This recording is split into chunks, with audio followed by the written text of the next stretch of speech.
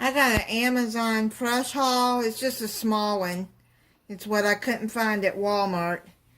I got a young whole chicken, a pound of beef strips for a recipe, some vanilla yogurt. It's French style yogurt.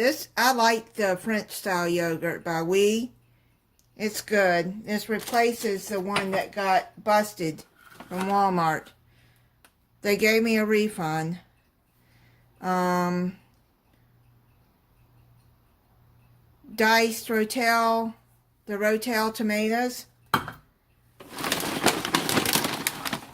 Walmart didn't have these. I like these tortilla chips, the late July sea salt and lime. That's for a recipe. Baby spinach. I got 18 large white eggs. I am not going to be able to eat all these eggs. I thought I only clicked a dozen.